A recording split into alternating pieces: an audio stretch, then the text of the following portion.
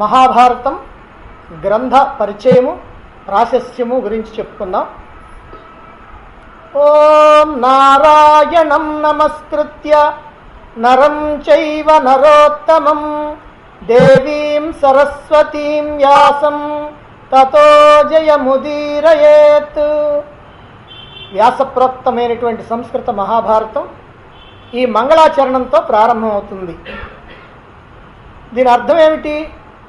నారాయణం నమస్కృత్య నరం చైవ నరోత్తమం.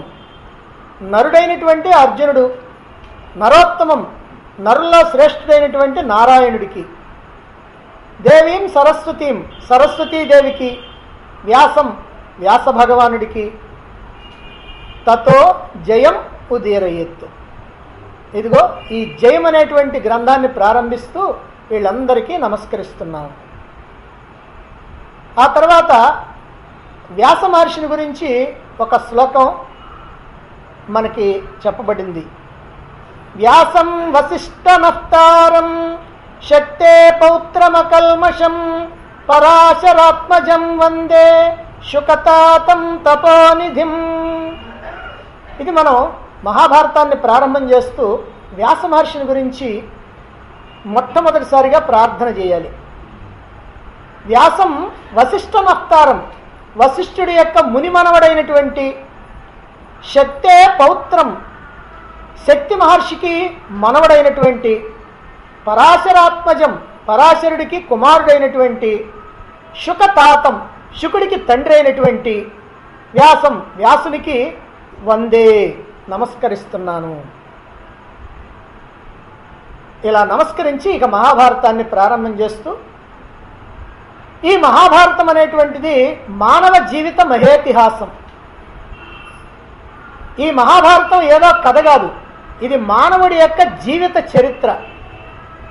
ఈ లోకంలో ప్రతి మానవుడు కూడా తన దైనందిన జీవితాన్ని ధర్మబద్ధంగా గడపటానికి, ఉన్నతోన్నతంగా తీర్చిదిద్దుకోవటానికి, జన్మ సార్థక్య హేతువైనటువంటి మోక్షాన్ని పొందటానికి కావలసినటువంటి సమస్తమైనటువంటి విషయాల్ని, ఆచరణ విధానాల్ని, అన్ని ఉపాయాల్ని, అన్ని మెళుకువల్ని ఎంతో చక్కగా సవివరంగా సంపూర్ణంగా తెలియజేసినటువంటి సమగ్రమైన ఏకైక గ్రంథరాజం మహాభారతం. ఈ విషయాన్ని ప్రతిజ్ఞాపూర్వకంగా మహాభారతంలోనే స్పష్టం చేయటం జరిగింది. ధర్మేచ అర్థేచ కామేచ మోక్షేచ భరతర్షభ యది హాస్తి తదన్యత్ర ఎన్నే హాస్తి నతత్క్వచిత్ అని. ఇది ఈ శ్లోకం ఆది పర్వంలోనూ ఉంది, చిట్టు చివరిదైనటువంటి స్వర్గారోహణ పర్వంలో కూడా ఉంది. అంటే ఈ శ్లోకాన్ని 2 సార్లు చెప్పటంలో ఈ శ్లోకం యొక్క ప్రాధాన్యత ఏమిటో వ్యాస మహర్షి మనకి స్పష్టం చేస్తూ ఉన్నాడు. ధర్మేచ అర్థేచ కామేచ మోక్షేచ. ధర్మ అర్థ కామ మోక్షాలు, ఈ 4ంటిని కూడా పురుషార్థాలు అంటారు, చతుర్విధ పురుషార్థాలు అని అంటారు. ఈ చతుర్విధ పురుషార్థాలకు సంబంధించినటువంటి సమస్తమైనటువంటి విషయాలు కూడా యది హాస్తి తదన్యత్ర ఎన్నే హాస్తి నతత్క్వచి. ఈ మహాభారతంలో ఉన్నాయే ఎందులోనైనా ఉంటాయి, ఇందులో లేనివి ఎందులోనూ లేవు. అంటే దీన్ని బట్టి మనకేమర్థమవుతుందంటే మహాభారతంలో లేనటువంటి ధర్మసూత్రాలు, ఈ ధర్మ అర్థ కామ మోక్షాలకు సంబంధించినటువంటి పురుషార్థ విషయాలు ఎక్కడా దొరకవు, దీంట్లో లేనివి. ఇందులో ఉన్నాయే ఎందులోనైనా ఉంటాయి, ఇందులో లేనటువంటివి ఎందులోనూ ఉండవు. మానవుడిగా జన్మించినటువంటి ప్రతి వ్యక్తి కూడా సాధించవలసినటువంటి పురుషార్థాలే ఈ 4: ధర్మ అర్థ కామ మోక్షాలు. ఇందులో అర్థ కామ అనేటువంటి 2 ఉన్నాయి. అర్థ అంటే డబ్బు సంపాదించుకోవటం, కామ అంటే కోరికలు తీర్చుకోవటం. ఈ 2 విషయాలకి మనకి ఏ శాస్త్రము చెప్పక్కర్లా, ప్రతి మానవుడికి తెలుసు. డబ్బు సంపాదించుకునే విషయము, కోరికలు తీర్చుకునేటువంటి విషయము ఎవ్వరు మనకి బోధించాల్సినటువంటి అవసరమే లేదు. అయితే ఈ 2 ప్రధానం అనుకొని, ఇదే పరమార్థం అనుకొని, ఈ డబ్బు సంపాదించుకోవటము కోరికలు తీర్చుకోవటం తప్ప ఈ మానవ జీవితానికి ఇంకోటి ఏమీ లేదని భావించుకుంటూ వీటిలోనే మునిగిపోయి నీతి, న్యాయం, ధర్మం అనేటువంటి విషయాల్ని ఏమాత్రం పట్టించుకోకుండా జీవితాలను వెళ్ళదీసేటువంటి వాళ్ళు ఈ లభించినటువంటి అపురూపమైనటువంటి దుర్లభమైనటువంటి మానవ జన్మని వృధా చేసుకున్నటువంటి వాళ్ళే అవుతున్నారు. అలా కాకుండా ఎవరైతే ధర్మం తప్పకుండా అర్ధకామాలని, అంటే ధర్మం తప్పకుండా డబ్బు సంపాదించుకోవటం, ధర్మం తప్పకుండా కోరికలు తీర్చుకోవటం, ఇలా చేస్తూ పరమ పురుషార్థమైనటువంటి ఆ మోక్షం కోసం పరితపిస్తూ ప్రయత్నం చేస్తారో వాళ్ళే ఈ జన్మని సార్థకం చేసుకున్నటువంటి వాళ్ళు అవుతారు. అలా తమ తమ జన్మల్ని సార్థకం చేసుకోవాలని నిశ్చయించుకున్నటువంటి వాళ్ళకి ఈ ధర్మ, అర్థ, కామ, మోక్ష అనేటువంటి ఈ చతుర్విధ పురుషార్థాలకి సంబంధించినటువంటి విషయాలు తెలియాలి. ఆ జ్ఞానం సంపూర్ణంగా కావాలి. మరి ఎక్కడ దొరుకుతుంది ఇది? ఈ 4 పురుషార్థాలకి సంబంధించినటువంటి జ్ఞానం సంపూర్ణంగా మహాభారతం ద్వారా మాత్రమే లభిస్తుందని ఈ చెప్పినటువంటి శ్లోకం యొక్క భావం. ఇది ప్రతిజ్ఞాపూర్వకమైనటువంటి శ్లోకం. ఈ విధంగా మానవుడికి మహాభారతం అంధకారంలో కరదీపికలాగా, చేతిలో దీపంలాగా ఉపయోగపడుతుంది. అందుకే ఈ విషయాన్ని కూడా వ్యాస మహర్షి మహాభారతం ప్రారంభంలోనే తెలియజేశారు. అజ్ఞాన తిమిరాంధస్య లోకస్యతు విచేష్టతః జ్ఞానాంజన శలాకాభిః నేత్రోన్మీలన కారకం అని. ఇది మహాభారతం యొక్క ప్రశస్తిని తెలియజేసేటువంటి శ్లోకం. లోకంలో ఉన్నటువంటి మానవులు అజ్ఞానం అనేటువంటి చీకటి వల్ల గుడ్డివారై దారి తెలియక అటు ఇటు తిరుగాడుతూ ఉన్నారు. అటువంటి వాళ్ళకి జ్ఞానం అనేటువంటి దీపాన్ని చూపించి నేత్ర దృష్టిని ప్రసాదించేదే ఈ మహాభారతం అని దీని యొక్క భావం. అంతేకాదు, యది హాస్తి తదన్యత్ర ఎన్నే హాస్తి నతత్వచిత్, ఇందులో ఉన్నవే ఎందులోనైనా ఉన్నవి, ఇందులో లేనివి ఇంకెందులోనూ లేవు అని చెప్పటం వల్ల ఈ ఒక్క మహాభారతాన్ని గనక కూలంకషంగా ఎవరైతే తెలుసుకుంటారో, ఎవరైతే అధ్యయనం చేస్తారో అటువంటి వాళ్ళకి సంపూర్ణమైనటువంటి జ్ఞానం సిద్ధించినట్టే. సర్వశాస్త్రాల యొక్క సమగ్రమైనటువంటి సారం సంపూర్ణంగా అందినట్టే. అందుకే మహాభారతం యొక్క మహిమని వర్ణిస్తూ వ్యాస భగవానుడు యో విద్యాచతురో వేదాన్ సాంగోపనిషదో ద్విజః నచాఖ్యానమిదం విద్వాన్ నైవ సస్యాద్విచక్షణ.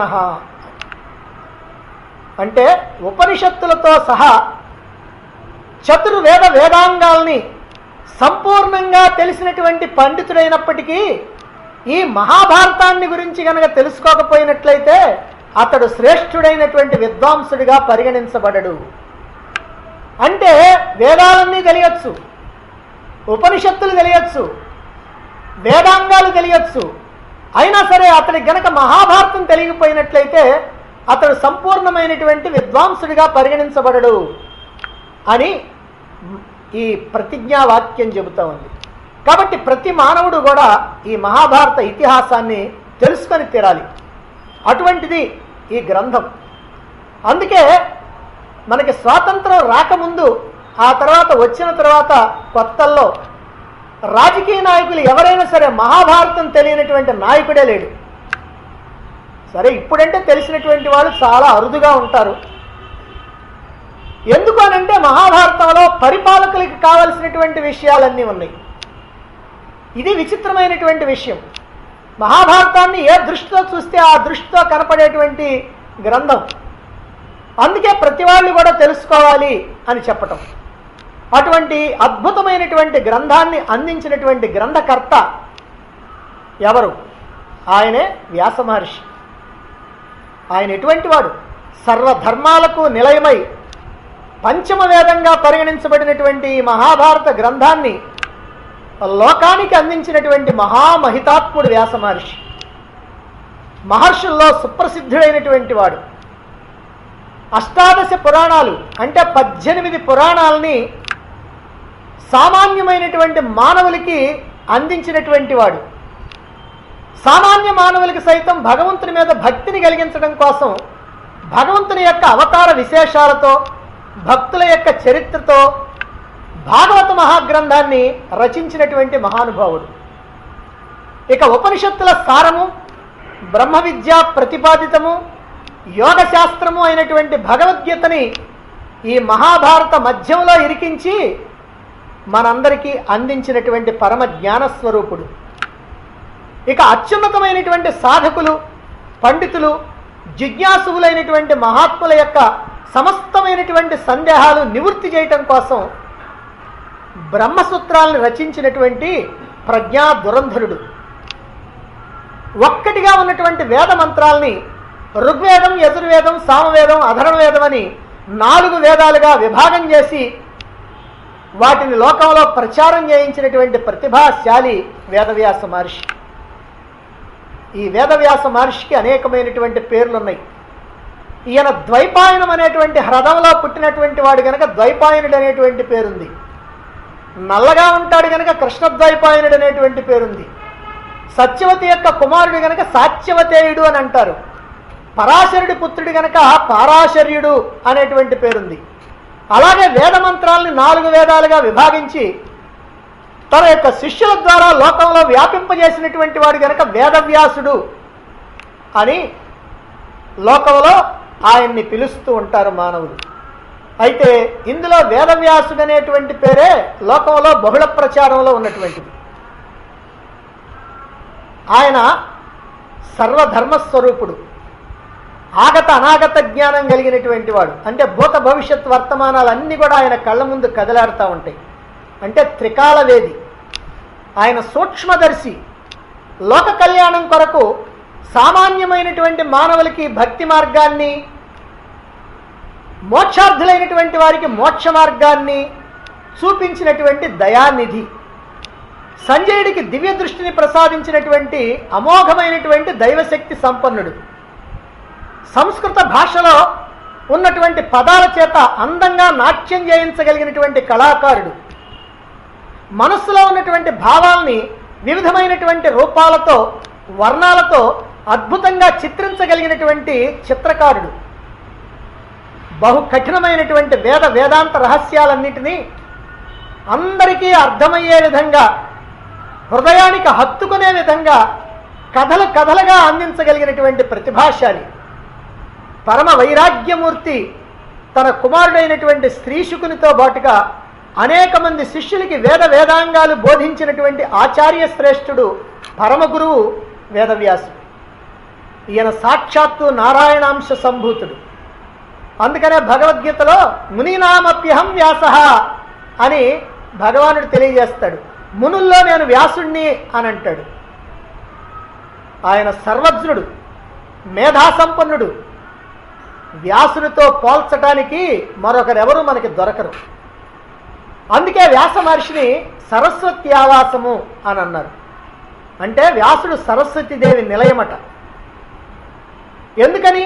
ఇతర దేశాల వారు కని విని ఎరుగినటువంటి ధర్మ, అర్థ, కామ రహస్యాల్ని, వేదార్థాలని వివరించేటువంటి కర్మకాండ, ఉపాసనాకాండ, జ్ఞానకాండల్ని, అదేవిధంగా రకరకాలైనటువంటి విద్యలకు సంబంధించినటువంటి ఆయుర్వేద, ధనుర్వేద, గాంధర్వ వేదాలని, అన్ని దేశాల, అన్ని కాలాల, అన్ని మతాల, అన్ని వర్ణాల, అన్ని వర్గాల, అన్ని కులాలకు చెందినటువంటి సర్వ మానవాళి ధర్మబద్ధంగా జీవించడానికి, జీవిత పరమార్థమైనటువంటి మోక్షాన్ని పొందటానికి కావలసినటువంటి వర్ణాశ్రమ ధర్మాలని, గృహస్థుడు నెరవేర్చవలసినటువంటి విద్యుక్త ధర్మ కర్మల్ని, స్త్రీ ధర్మాలని, రాజధర్మాలని, మోక్ష ధర్మాలని, అనేక జ్ఞాన రహస్యాల్ని, విజ్ఞాన విశేషాలని తన యొక్క యోగశక్తి చేత ప్రత్యక్షం చేసుకొని మహాభారతం ద్వారా లోకానికి అందించినటువంటి ప్రజ్ఞాశాలి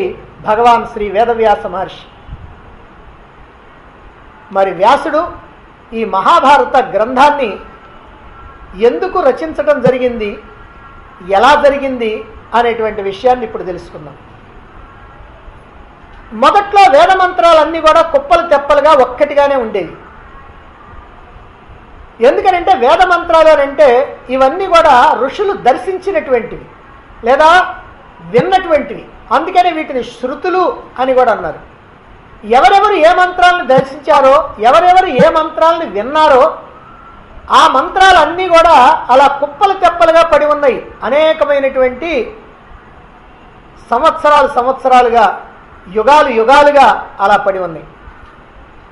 మరైతే ఈ వేద మంత్రాలన్నింటినీ కూడా చదవాలన్నా, తెలుసుకోవాలన్నా, అర్థం చేసుకోవాలన్నా ఆయా యుగాల్లో అంటే కృతయుగంలో కానీ త్రేతాయుగంలో కానీ మానవుల యొక్క ఆయుర్దాయం అనేక వేల సంవత్సరాలు, వందల సంవత్సరాలు ఉండేది గనక వారికి వేద మంత్రాలని అర్థం చేసుకోవటం, తెలుసుకోవటం సాధ్యమయ్యేది. కానీ కలియుగ మానవులు వీళ్ళ పూర్ణాయుర్దాయమే 100 సంవత్సరాలు. అదిగాక ఈ యుగంలో ఉన్నటువంటి మానవుల యొక్క తెలివితేటలు కానీ బుద్ధి వికాసం కానీ పరిమితమైనటువంటిది, అల్పమైనటువంటిది. ఈ కలియుగంలో ఉన్నటువంటి మానవులు అల్పాయుష్కులు, అల్పజ్ఞానులు.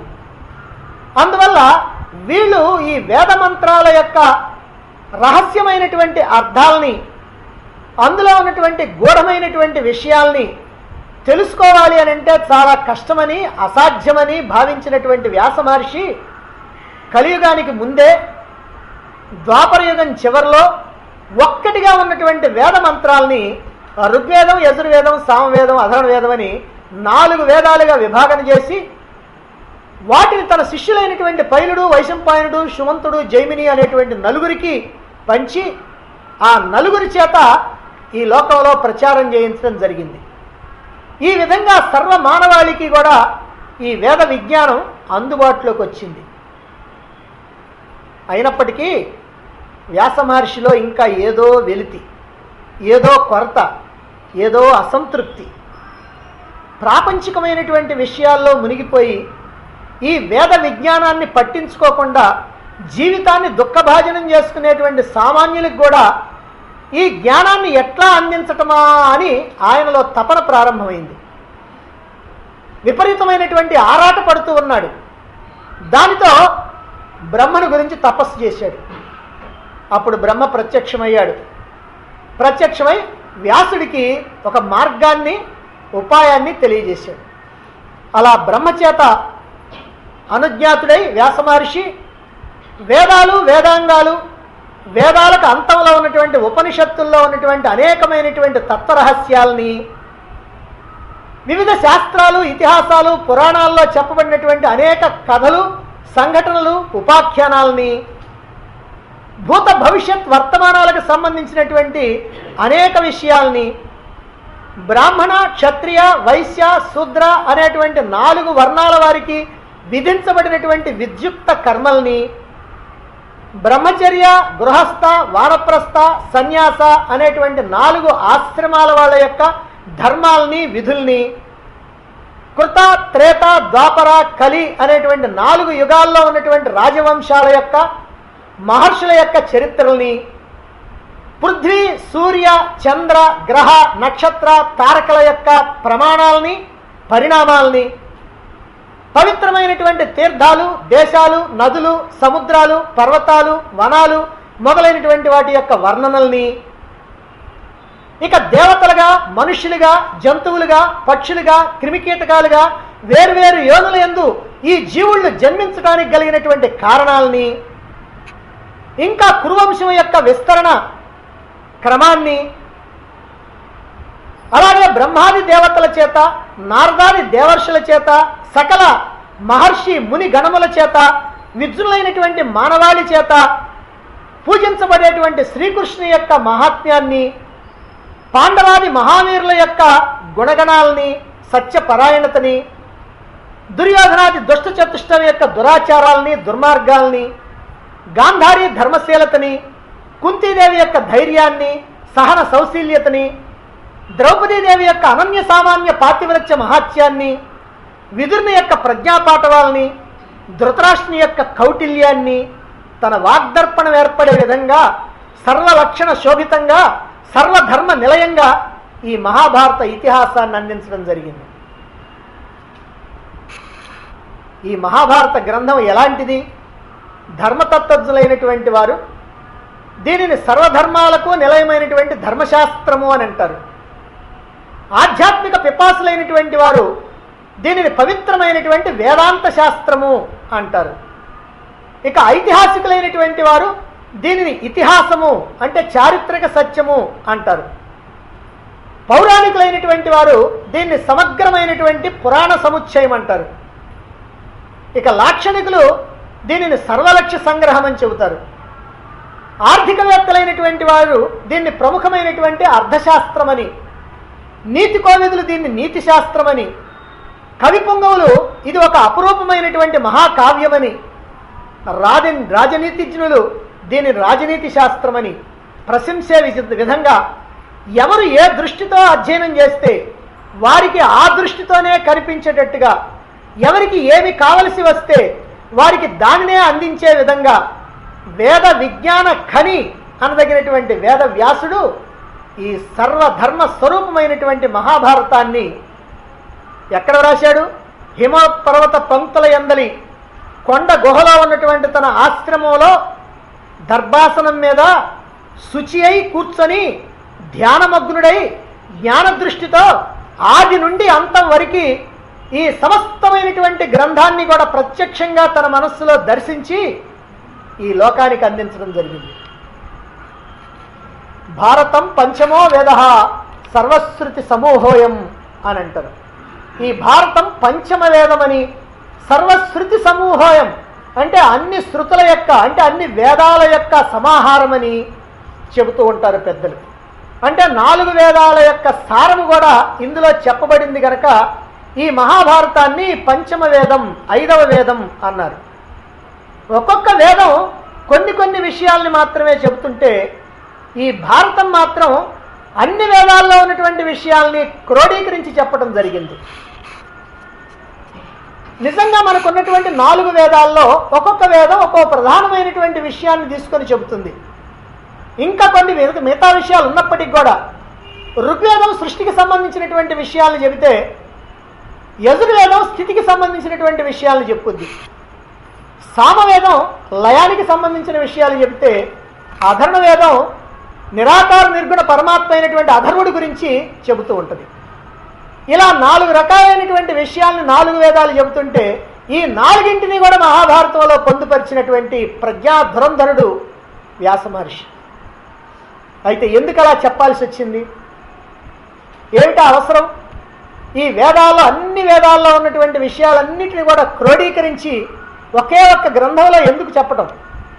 ఎందుకనంటే వేదాలలో చెప్పబడినటువంటి అనేకమైనటువంటి విషయాలు మానవ జీవితాన్ని మహోన్నతంగా తీర్చిదిద్దుకోవటానికి, ఈ జనన మరణ రూప సంసార బంధం నుంచి విడుదల పొందటానికి, జన్మ సార్థక్య హేతువైనటువంటి మోక్షాన్ని పొందటానికి తప్పకుండా అవసరం.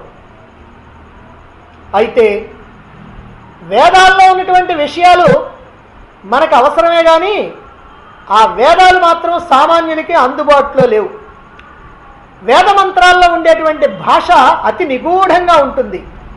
అందువల్ల అర్థం చేసుకోవటం చాలా కష్టం.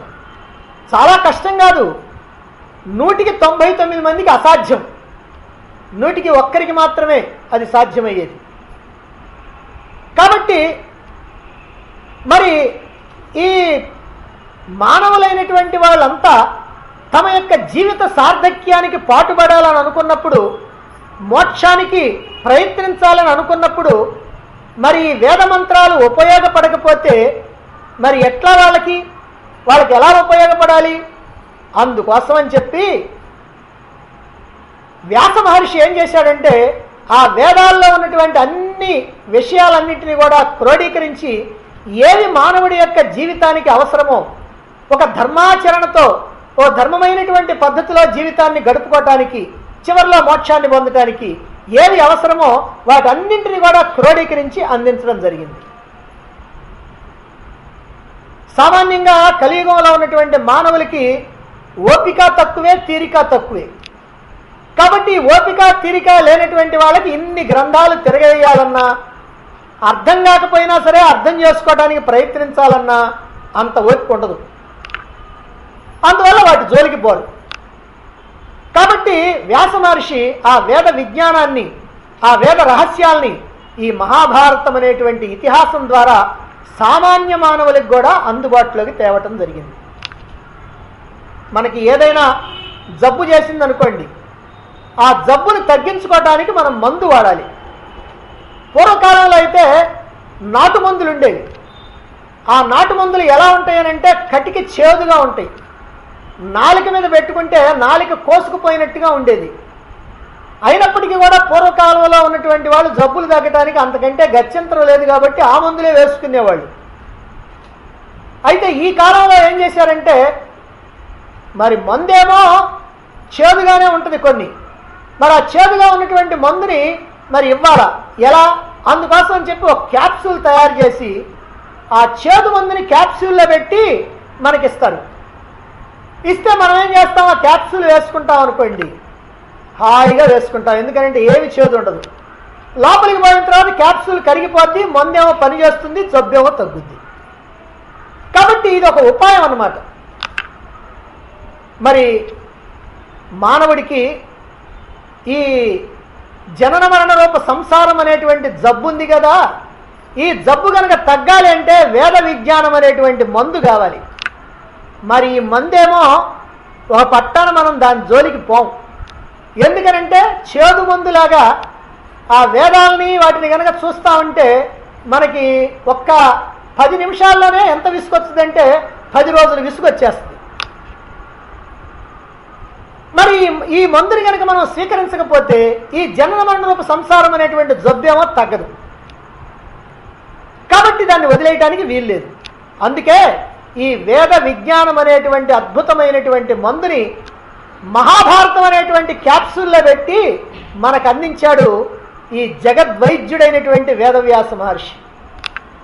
ఇలా చేయటం వల్ల కథలు కథలుగా, వినసొంపుగా, వింటున్న కొద్దీ ఇంకా ఇంకా వినాలి అనిపించేటట్లుగా, తింటే గారెలే వినాలి, వింటే భారతమే వినాలి అని అనిపించేటట్లుగా ఈ మహాభారతాన్ని అందరూ ఎంతో ఇష్టంగా వింటూ ఉంటారు, చదువుతూ ఉంటారు, తెలుసుకుంటూ ఉంటారు, ఇతరులకి చెప్పాలని కూడా అనుకుంటూ ఉంటారు. ఇలా వింటూ తెలుసుకుంటూ క్రమక్రమంగా లోతుకి వెళ్ళి ఇందులో ఉన్నటువంటి ధర్మాధర్మాలని, వేద విజ్ఞానాన్ని వంట పట్టించుకున్నట్లయితే మన జీవితం ఉన్నతంగా ఉంటుంది. ఈ జనన మరణ రూప సంసార బంధం తెగిపోతుంది, శాశ్వతమైనటువంటి ఆనందం సిద్ధిస్తుంది. అందుకే ఈ 4 వేదాల సారాన్ని ఈ మహాభారతంలో నిక్షిప్తం చేసి వ్యాస మహర్షి ఈ మానవులందరి మీద ఉన్నటువంటి ప్రేమ వల్ల లోక కళ్యాణ కాంక్షతో అందించడం జరిగింది. దేవతలంతా కూడా ఒక్కసారి సమావేశమై ఈ మహాభారత గ్రంథం తయారైన తర్వాత ఏమిటి దీని యొక్క గొప్పతనం చూద్దామని అనుకున్నారంట. అందుకని ఒక త్రాసు తెప్పించి వాళ్ళు ఏం చేశారంటే ఒకవైపున 4 వేదాలు, వేదాంగాలు, ఇతర శాస్త్రాలు అన్నీ కూడా పెట్టారంట. రెండవ త్రాసులో మహాభారతం పెట్టారంట. ఇప్పుడు చూశారు ముళ్ళు మహాభారతం వైపుకే చూపించింది. అంటే బాగా బరువు ఎక్కువైంది. బరువు ఎక్కువైందంటే పేజీలు ఎక్కువ ఉన్నాయని కాదు అర్థం, ఎందుకంటే ఆ రోజుల్లో పేజీలు గీజీలే ఉండేవి కాదు. అయితే ఎందుకని ఇది గొప్పదని తేలిందని అంటే ఇందులో శబ్దాధిక్యత ఉంది, అర్ధ గౌరవం ఉంది, అన్నీ అధికంగానే ఉన్నాయి. అందుకనే మహాభారత గ్రంథం అత్యంత మహిమాన్వితమైనటువంటిదని దేవతలంతా కూడా నిశ్చయించారు. ఇంతటి మహిమాన్వితమైనటువంటి గ్రంథాన్ని, అందులో వేదవ్యాసుల యొక్క హృదయాన్ని గ్రహించి మన యొక్క జీవితాల్ని ఉన్నతంగా తీర్చిదిద్దుకోవటానికి ప్రయత్నం చేయాలి. ఈ మహాభారత గ్రంథం యొక్క పరిమాణం, రచనా విధానం ఎలా జరిగింది అనేటువంటి విషయాన్ని కూడా మనం చూద్దాం. ఈ మహాభారతం ప్రపంచంలో ఉన్నటువంటి ఇతిహాస గ్రంథాలు అన్నింటిలోనూ చాలా పెద్దది. మనకి ఇతిహాసాలు ప్రధానమైనటువంటి రామాయణం, భారతం. ఇవి కాక ప్రపంచంలో ఇంకా కొన్ని ఇతిహాస గ్రంథాలు ఉన్నాయి. అయితే అన్నింటికన్నా మహాభారతమే పెద్దది. రామాయణంలో 24,000 శ్లోకాలుంటే మహాభారతంలో 1,00,000 శ్లోకాలు ఉన్నాయి. ఈ మహాభారతం పౌష్యం, పౌలోమం, ఆస్తికం, ఆది అంశావతారం, సంభవపర్వం, చతుగ్రదాహం, హైడింబం, బకవధ, చైత్రరథం, స్వయంవరం, వైవాహికం, విదురాగమనం, రాజ్యార్థలాభం, అర్జున వనవాసం, సుభద్రాహరణం, హారణహారిక, ఖాండవదహనం, సభాపర్వం, మంత్రపర్వం, జరాసంధవధ, దిగ్విజయం, రాజసూయం, అర్ఘ్యాభిహరణం, శిశుపాలవధ, ద్యూతం, అనుద్యూతం, ఆరణ్యం, కిమ్మిరవధ అంటూ ఇలా మొత్తం 100 పర్వాలు ఈ మహాభారతంలో ఇలా 100 పర్వాలుగా విభాగించి ఆ సంఘటనల్ని ఆయన అందించడం జరిగింది. అయితే ఈ 100 పర్వాలని గుర్తుపెట్టుకోవాలంటే చాలా కష్టం. నన్నంటే చెప్పమంటే 100 పర్వాలు చెప్పేస్తాను కానీ అందరూ గుర్తుపెట్టుకోవాలంటే చాలా కష్టమైనటువంటి పని. అందుకని మహాభారత రచన పూర్తయిపోయిన తర్వాత నైమిషారణ్యంలో శౌనకాది మహర్షులకి సూతవంశ శిరోమణి అయినటువంటి లోమహర్షణ పుత్రుడైనటువంటి ఉగ్రశ్రవుడు, ఈయన సూతుడు అని అంటారు. ఈ ఉగ్రశ్రవుడు అనేటువంటి ఆయన ఈ మహాభారత ఇతిహాసాన్ని చెబుతూ ఇందులో ఉన్నటువంటి 100 పర్వాలని కూడా సౌలభ్యం కోసమని 18 పర్వాలుగా సంగ్రహించినట్లు తెలియజేశాడు. అదే ఆదిపర్వం, సభాపర్వం, అరణ్యపర్వం, విరాటపర్వం, ఉద్యోగపర్వం, భీష్మ, ద్రోణ, కర్ణ, శల్య, సౌప్తిక, స్త్రీ, శాంతి, అనుశాసనిక, అశ్వమేధ, ఆశ్రమవాస, మౌసల, మహాప్రస్థానిక, స్వర్గారోహణ అనేటువంటి 18 పర్వాలు. ఇందులో మొదటి 5 కూడా ఆది పంచకం అంటారు. ఆది సభ, అరణ్య, విరాట ఉద్యోగ పర్వాలని ఆది పంచకం అని అంటారు. తర్వాత 5 పర్వాలు ఉన్నాయి, భీష్మ, ద్రోణ, కర్ణ, శల్య, సౌప్తిక పర్వాలు. ఈ 5 కూడా యుద్ధ పంచకం అని అంటారు. అంటే ఈ 5 పర్వాలు కూడా యుద్ధమే, 18 రోజుల యుద్ధాన్ని 5 పర్వాలు. ఆ తర్వాత స్త్రీ పర్వాన్ని ఒకటి వదిలిపెట్టి, స్త్రీ పర్వం ఏమిటనంటే గాంధారి ఆ చనిపోయినటువంటి వాళ్ళందరి దగ్గరికి వచ్చి, ఆ శవాల దగ్గరికి వచ్చి ఏడవటం అనమాట. అది స్త్రీ పర్వం. అది దాన్ని వదిలిపెట్టేసి శాంతి, అనుశాసనిక, అశ్వమేధ, ఆశ్రమవాస, మౌసల, మహాప్రస్థాని, స్వర్గారోహణ అనేటువంటి 7 పర్వాలని శాంతి సప్తకం అన్నారు. ఆది పంచకం, యుద్ధ పంచకం, శాంతి సప్తకం. 5, 5, 17, 17 మధ్యలో ఒకటి ఉంది స్త్రీ పర్వం. మొత్తం 18. ఇట్లా 18 పర్వాలతో ఈ మహాభారత గ్రంథం అలరారుతూ ఉన్నది. ఇక ఈ మహాభారతం మొత్తం 1,00,000 శ్లోకాల గ్రంథం అని ఇంతకు ముందే చెప్పుకున్నాం. ఇటువంటి ఈ బృహత్ గ్రంథంలో మొత్తం 1000 ఉపాఖ్యానాలు ఉన్నాయి. ఉపాఖ్యానాలంటే ఉపకథలు. అసలు కథ ఏమో కురుపాండవుల యొక్క కథ. ఆ కురుపాండవులకు సంబంధించినటువంటి కథ ప్రధానమైనటువంటి కథ అయితే, ఆ కురుపాండవులకు కానీ ఇంకా పెద్దలకు కానీ చిన్నలకు కానీ ఎవరికైనా సరే అప్పుడప్పుడు వాళ్ళో వీళ్ళో చెబుతూ ఉన్నటువంటి కథలు, ఎప్పుడో జరిగినటువంటి ఎక్కడో జరిగినటువంటి కథల్ని ఈ ప్రధాన కథకి అనుసంధానం చేసి అలా చెబుతూ ఉంటారు మహాత్ములైనటువంటి వాళ్ళు, పెద్దలైనటువంటి వాళ్ళు. అలా చెప్పినటువంటి ఆ కథలనే ఉపాఖ్యానాలు అన్నారు. ఎక్కడున్నాయండి మహాభారతంలో ఈ ఉపాఖ్యానాలంటే, అరణ్యపర్వం అరణ్యవాసం చేస్తున్నప్పుడు పాండవులు మార్కండేయ మహర్షి వాళ్ళ దగ్గరికి వస్తాడు. ఆ మార్కండేయ మహర్షి ద్వారా ధర్మరాజు అనేకమైనటువంటి కథలు వింటూ ఉంటాడు. అవన్నీ ఉపాఖ్యానాలు. అలాగే రాయబార సమయంలో రటమతంగా ఉన్నటువంటి దుర్యోధనుడికి నారదాది మహర్షులు అనేక రకాలైనటువంటి హితబోధ చేస్తూ ఉంటారు. ఆ హితబోధ చేసినప్పుడు అనేకమైనటువంటి కథలు, అయ్యా నీలాగా ఇలా అహంకారంతో గర్వంతో మదించి చెడిపోయినటువంటి వాళ్ళు, నాశనం అయిపోయినటువంటి వాళ్ళు ఇదిగో ఇలా ఉన్నారని చెప్పి వాళ్ళ కథలన్నీ చెప్పేవాళ్ళు. అలాగే శాంతి అనుశాసనికమైన పర్వాల్లో అంపశయ్య మీద ఉన్నటువంటి భీష్ముడు పాండవులకి ఇంకా కొందరికి అనేకమైనటువంటి కథలు వినిపిస్తూ ఉంటాడు. ఇవే కాకుండా అనేక సందర్భాల్లో ధృతరాష్ట్రుడికి, దుర్యోధనుడికి, అటు విదురుడు కానీ, సంజయుడు కానీ, ఇంకా మహర్షులు కానీ అనేకమైనటువంటి కథలు వినిపించేవాళ్ళు. ఇవన్నీ ఉపాఖ్యానాలు అంటారు. ఇలా అనేకమైనటువంటి ఉపాఖ్యానాలు ఉన్నాయి. ఇవన్నీ కూడా సంఖ్య 1000. మహాభారతంలో ఇటువంటి 1000 ఉపాఖ్యానాలు ఉన్నాయి. ఈ 1000 ఉపాఖ్యానాలు కలిపితే 76,000 శ్లోకాలు. 1000 ఉపాఖ్యానాలు 76,000 శ్లోకాలు ఉంటే కురుపాండవుల కథ 24,000 శ్లోకాలు. మొత్తం కలిపితే 1,00,000 శ్లోకాల గ్రంథం అయిందనమాట. ఇక ఈ 1,00,000 శ్లోకాల గ్రంథంలో ఒక విచిత్రం ఉంది. ఏమిటదనంటే 8,800 శ్లోకాలు అతి కఠినమైనటువంటి శ్లోకాలు ఉన్నాయి. ఆ శ్లోకాల యొక్క భావాలు ఇప్పటికి కూడా పండితులైనటువంటి వాళ్ళకు కూడా అర్థం కాకుండా ఉన్నాయి. వాటినే కూట శ్లోకాలని, గ్రంథులని అంటారు. ఈ శ్లోకాలని ఎంత పండితులైనప్పటికీ కూడా ఒక పట్టాన అర్థం చేసుకోవాలంటే కష్టమే. ఎందుకనంటే కొన్ని శ్లోకాలు బాహ్యంగా చూస్తే ఒక అర్థం వస్తుంది, అంతరంగంగా చూస్తే మరొక అర్థం వస్తుంది. కొన్ని శ్లోకాల్లో ఉన్నటువంటి పదాలని అక్కడక్కడ విభజించి చూస్తే కానీ అర్థం కాదు. అందువల్ల ఈ 8,800 శ్లోకాలని ఎంతో ఆలోచించి ముందు వెనకలు పరిశీలించి చక్కగా విశ్లేషణ చేసి ఆయా సందర్భాలని దృష్టిలో పెట్టుకొని చూస్తే తప్ప వాటి సరి అయినటువంటి అర్థం అవగతం కాదు. ఇలా గూఢమైనటువంటి అర్థాలతో, కఠినమైనటువంటి పదాలతో, గ్రంథులతో కూడినటువంటి ఈ కోట శ్లోకాలు మొత్తం మహాభారతంలో 8800 ఉన్నాయని వ్యాస మహానుభావుడే ఈ మహాభారతంలో ప్రతిజ్ఞాపూర్వకంగా అనుక్రమణిక అధ్యాయంలో ఒక శ్లోకం ద్వారా ఇలా తెలియజేస్తాడు.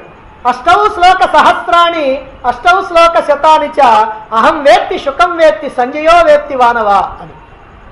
అష్టౌ శ్లోక సహస్రాణి అష్టౌ శ్లోక శతాని చ, ఈ 8800 శ్లోకాలు అహం వేత్తి నాకు తెలుసు, చెప్పినటువంటి ఆయనకి మాత్రం బాగానే తెలుసు. శుకం వేత్తి నా కొడుకు శుకుడికి తెలుసు, ఎందుకంటే ఆయన బాగా తెలుసుకోగలిగినటువంటి శక్తి కలిగిన వాడు. కానీ సంజయో వేత్తి వా నా వా, సంజయుడికి మాత్రం తెలుసో తెలియదో అది మాత్రం నాకు తెలియదు అని.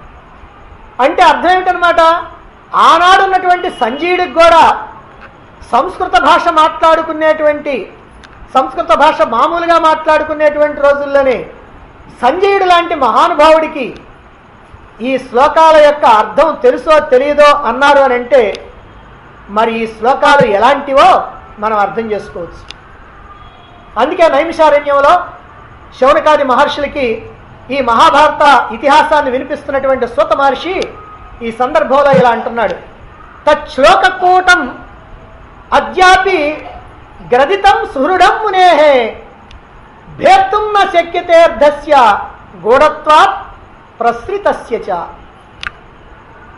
ఓ మునిపుంగవులారా, ఆ కూట శ్లోకాలు, ఆ గ్రంథులు గంభీరమైనటువంటి అర్థాలు కలిగినటువంటివి గనక ఈనాటి వారికి కూడా వాటి యొక్క రహస్యాల్ని ఛేదించడం కష్టంగా ఉంది. ఎందుకంటే వాటి అర్థాలేమో గూఢమైనవి, శబ్దాలేమో యోగ వృత్తితో కూడినటువంటి రచనా వైవిధ్యంతో ఉన్నటువంటివి అని చెప్పడం జరిగింది. మరైతే ఇంతటి కఠినమైనటువంటి పదాలతో, గూఢమైనటువంటి అర్థాలతో, గ్రంథులతో ఎవరికీ సులభంగా అర్థం కానటువంటి రీతిలో ఈ కూట శ్లోకాలను వ్యాస మహర్షి ఎందుకు రాశాడు? ఏం పని ఆయనకి అంటే దానికి ఒక కథ ఉంది. అలా రాయటానికి కారణం గణపతి. ఏమిటా గణపతి కథ, ఎందుకని అలా రాయాల్సి వచ్చింది అనేటువంటి విషయాన్ని మనం రేపు తెలుసుకుందాం.